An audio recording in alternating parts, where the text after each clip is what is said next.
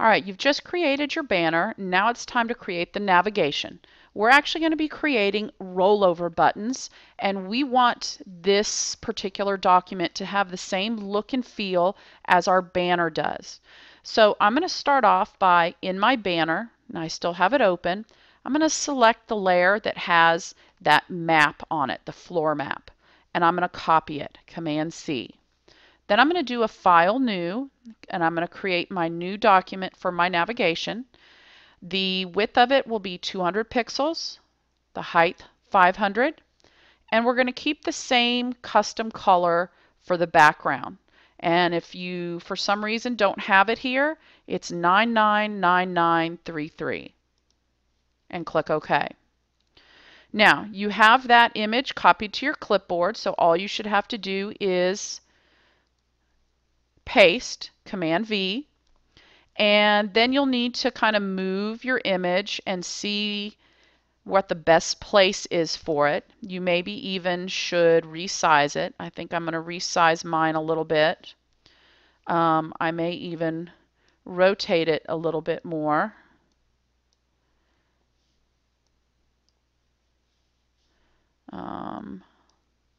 There we go. I've got a good one. Yours doesn't have to be exactly like mine, but you want it to take up most of the space. Okay? Now, whenever we create buttons, we want them all to look the same. And there's a couple of things that I'm going to do as we go through that you need to make sure that you follow so that your buttons do look the same as each of them look the same as each other. What we're going to create are rollover buttons, and a rollover button simply means that on a web page, when you roll over it, the appearance changes somehow. Okay, and there's many different ways it can change, from color to shapes to some sort of an effect on it. So first thing we're going to do is we're going to get our text tool. And whenever I create buttons, I always start by creating the button that has the most text in it first. And that's because once I know that that fits, then I know that all the smaller ones will fit too. I'd be upset if I started with the home button, which kind of seems like you should start with the home button, and then get to a button that's got 4 words in it and I can't make it fit on the page, and then I have to start all over. Okay, so I'm going to start by setting up my properties with my text tool. I'm going to keep Arial black because that's the same color that I've been using. I'm going to use white as my text, and I think that size 30 is what I want for my font. We may have to adjust that. So I'm going to start by typing in where it is. And yes, I am using all lowercase letters in this case, and that's just for decorative purposes. Sometimes on a website, for things like buttons and whatnot, you can get away with all lowercase. So right here I am. 30 is the right size for this. And so now I'm actually going to need to convert this to a button and make all the edits in there. So I'm going to select it. I'm going to come up to the Modify menu, Symbol, Convert to Symbol. Notice that the keyboard shortcut does say F8, just like it did in Flash. Only on our computers at school, F8 actually opens iTunes. I don't know why the district set it up that way, but it does. So if you find the Function key on your keyboard, you can do Function and F8, or you can just go to the Modify menu. Now, it's always important to name your symbols because you're going to wind up with lots of them. We're just going to call this Where, and then we have to choose Button before we click OK. All right, now once you do that, you're going to notice that this changes. It tells you that it's a button, and it has a funny colored slice over it. Don't worry, that slice doesn't actually get viewed that way when you publish it to a web page, but you need to realize that that's what allows us to edit it. So I'm going to double click on that green slice. Notice that it takes me into my Where button. And immediately, because there's nothing selected, you should notice the properties.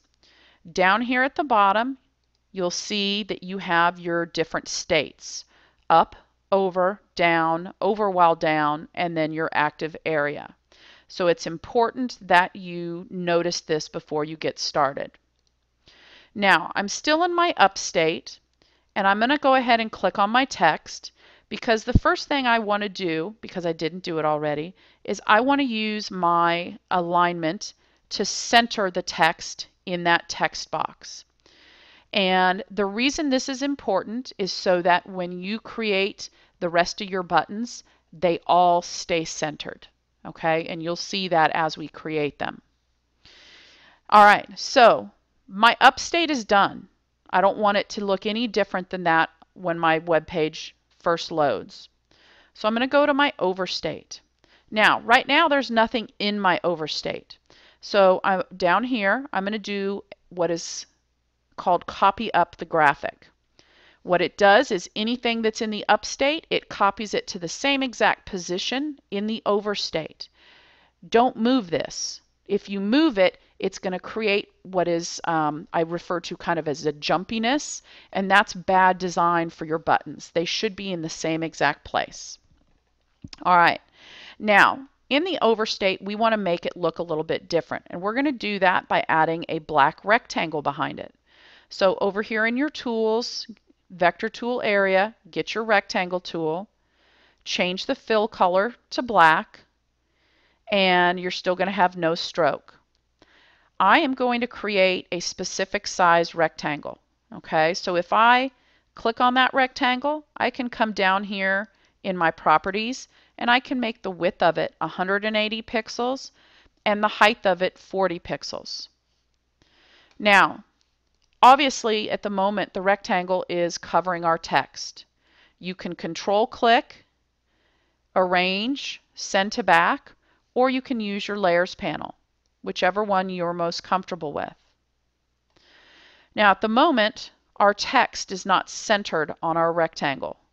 So if you select both pieces, we can go to the Align panel and we can choose Align Horizontal Center and Align Vertical Center. And that's going to align it in the right place. Now before we go any further, we need to check something, because you'll notice that the text probably jumped a little bit, and we can check this before we go further. Click on the text and you can see that the X and Y coordinates for this, for just the text, say -95 and -17. Well, let's check the up state.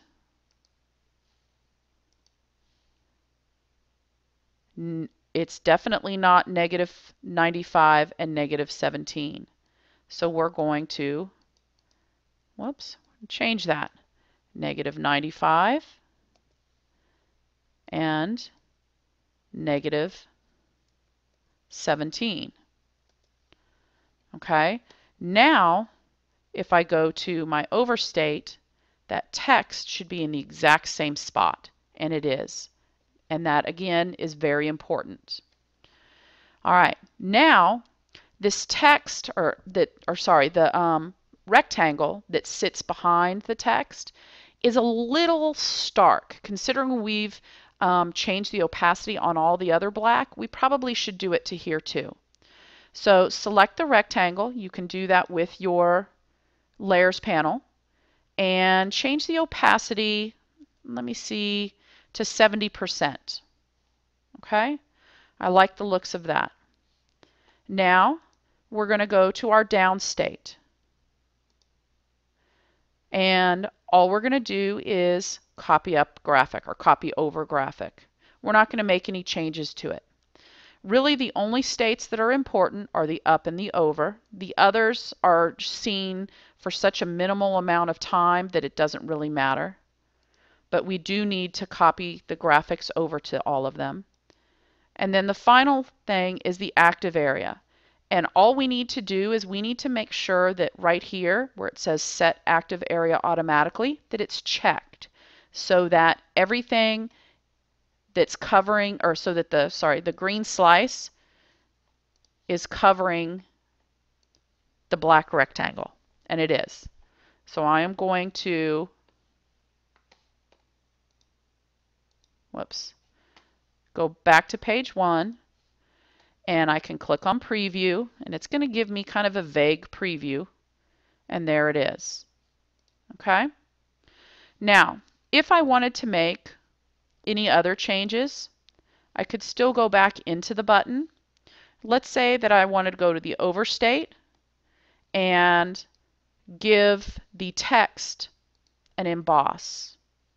I can come over here to the filters, the plus sign, bevel and emboss, inner bevel, and it puts a nice little bevel on there. Okay, let's say we like our button now. Everything is exactly the way we want it. And the only way to check that to be sure is to do a File, Preview in Browser. Right now Safari is loaded on this one. And here it is. Roll over it. You see the text is in the same spot. And you can see the little bevel and emboss, so that's perfect. Okay? All right, so now what we have to do is we need to duplicate this.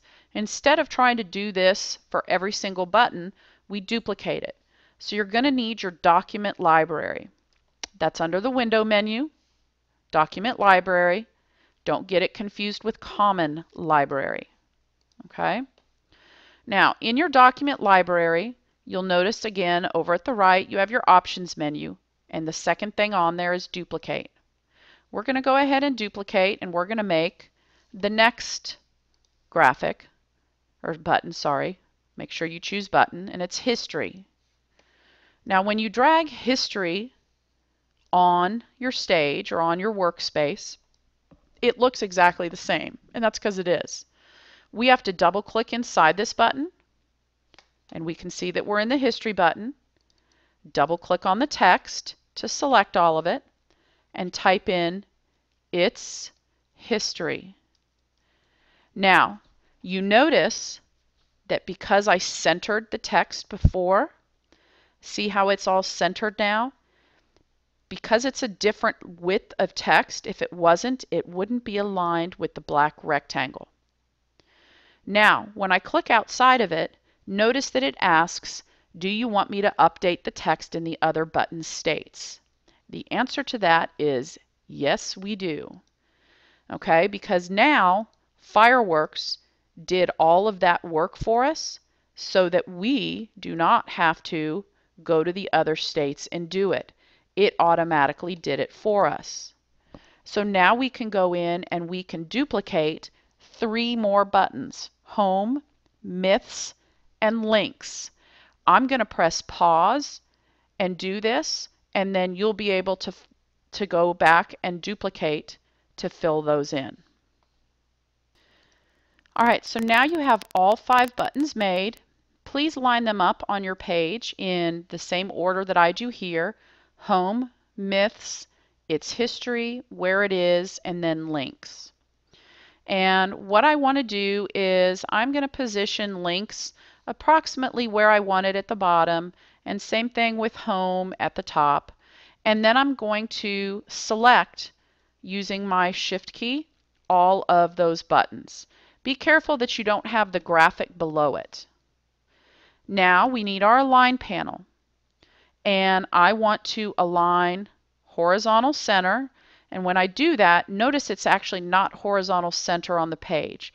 So I'm going to do that again, and I'm going to choose the position, and I'm going to click on that. Now, if I do it to the center, it's to the center of the whole page. Now I need to uncheck it though, because I need to align, actually sorry, not align vertical center. I need to distribute vertical center, and now there's an equal amount of space between them. Now I'm going to do one more thing. I'm going to Command G. That groups it into one graphic. And then I'm going to click on the position again so that it's aligning it to the document. And I'm going to do Align Vertical Center. And now all of it is exactly in the vertical center, or centered period. So if I do Command Shift G now, it will ungroup those. If I look at my Align panel, I can see they're ungrouped. Everything is there, and everything looks the way it should. So you'll have to go on to the next video in order to export.